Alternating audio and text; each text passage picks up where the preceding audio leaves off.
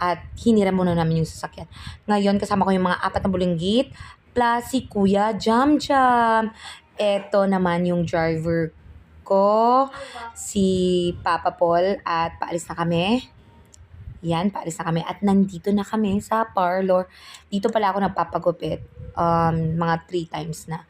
Kasama ko yung 2. Yung 3 nandun sa kabilang kasi nagpagupit din. Ay, tapos na. Tapos na pala ako nakapapuwi dyan at si Ellie nagpabili ng candy. Gusto rin niyang magpabili ng bike pero wala akong pambili. Kaya naman, kain lang. Tapos, habang naghahantay kami dun sa 3 na matapos na sa pagpapagupit nila, nag-grocery muna kami kasi kailangan din namin ng diaper ng kambal. Ayan, tapos na. Ganda-ganda ng hair ko. Salamat dun sa tita na naggupit sa akin. Thank you!